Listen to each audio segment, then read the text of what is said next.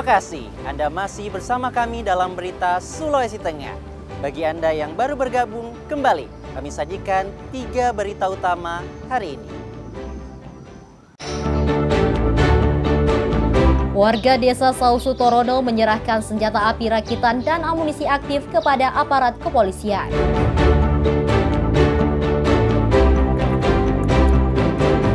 Puluhan hektar tambak udang di Morowali gagal panen karena tercemar limbah perusahaan tambang.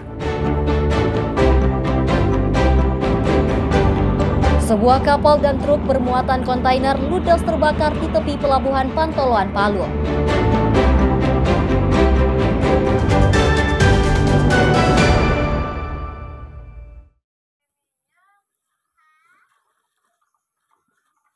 Belasan petani tambak di Desa Salonsa, Kabupaten Morowali, Sulawesi Tengah resah. Puluhan hektar areal tambak mereka gagal panen akibat tercemar limbah perusahaan tambang.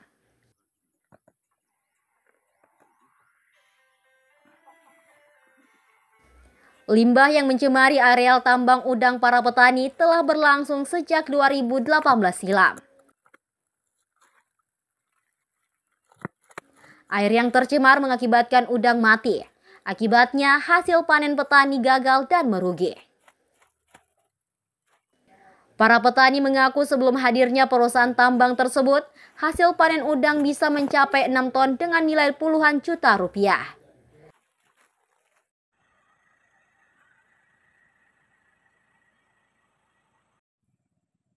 Namun kini mereka tidak mampu mendapatkan 1 ton untuk setiap panen.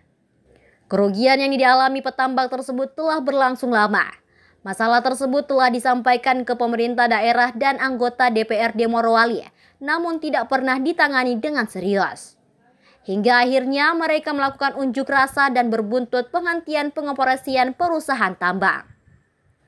Mudah-mudahan bisa memperhatikan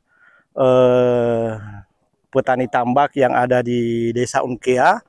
Semoga kembali seperti Desa Salonsa ini supaya bisa kembali berhasil seperti dulu. Karena kasihan ini semua ini petani tambak masih ada anaknya mau sekolah, mau kuliah. Tapi ini sudah 6 tahun tidak ada hasil. Kira-kira bagaimana caranya kita memikirkan supaya ini bisa kembali ini dan usaha tambang juga berjalan tapi jangan merusak lingkungan. Dengan ditutupnya perusahaan tambang tersebut, para petambak berharap berhasil panen tahun ini bisa segera membaik. Apalagi mereka telah mengeluarkan biaya besar, baik untuk pembelian bibit maupun pakan. Rudi Andi Mairi dan Syamsuddin Tobone melaporkan dari Morowali.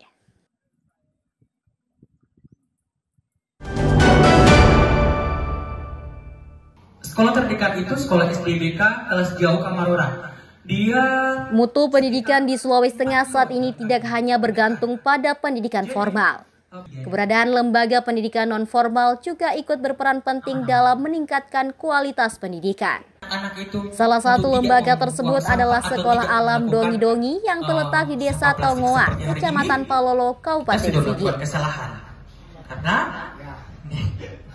kita belajar sekolah alam, tetapi lembaga pendidikan berbasis alam ini telah banyak berkontribusi terhadap kemajuan pendidikan di Kabupaten Sigi. Anak-anak dididik untuk mencintai alam dan lingkungan. Selain anak-anak putus sekolah, pengelola sekolah alam juga memberikan bekal pengetahuan dan keterampilan kepada pemuda dan guru relawan di pelosok desa. Seperti yang dilakukan selama 2 hari di Desa Puro, Kecamatan Lindu, Kabupaten Sigi.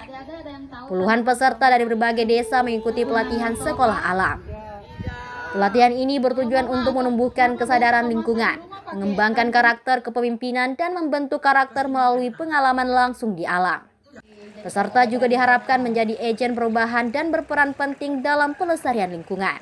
Dan juga kami bersyukur karena bisa menambah relasi kami kepada teman-teman yang ada beberapa desa yang hadir di sini.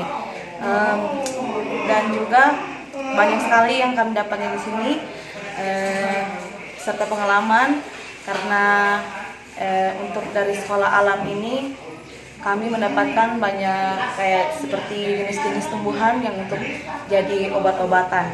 Di hari kedua juga kami mendapatkan materi yang begitu baik sampai hari terakhir ini yang kedua, kami dengan teman-teman Rebana memfasilitasi dengan begitu baik. Pelatihan sekolah alam ini diikuti puluhan peserta dari 10 desa di Kecamatan Lindu dan Kecamatan Kulawi, Kabupaten Sigi. Kegiatan ini akan dilakukan secara bergilir di sejumlah desa. Syamsuddin Tobore melaporkan dari Sigi.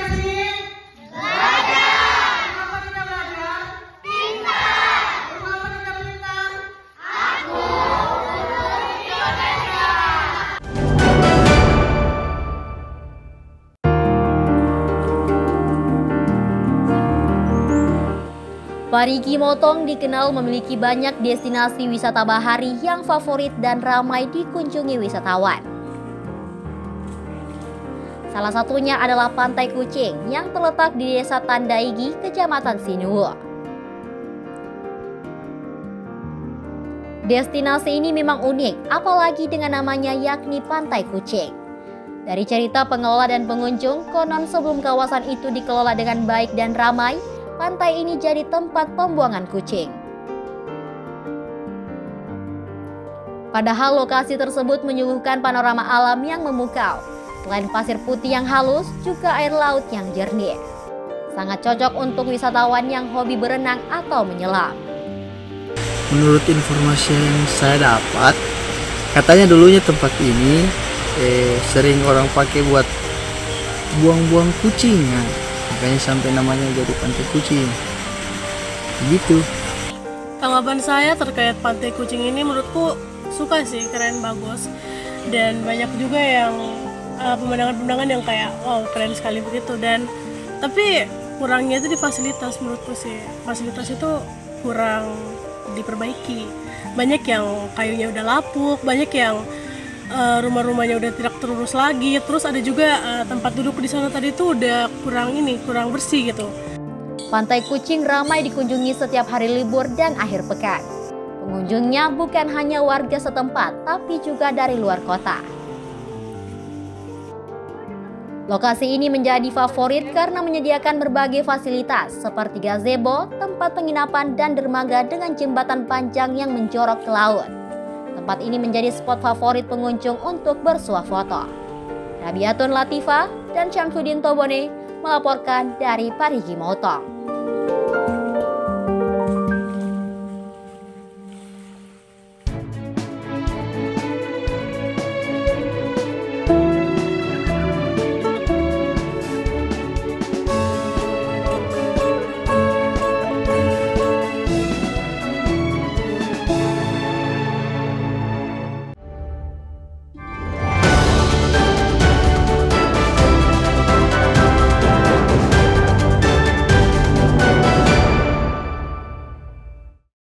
Informasi tadi sekaligus mengakhiri seluruh rangkaian berita Sulawesi Tengah hari ini. Atas nama rekan kerja yang bertugas, saya Fatur Rahman mengucapkan terima kasih atas kebersamaan Anda. Sampai jumpa dan selamat beraktivitas.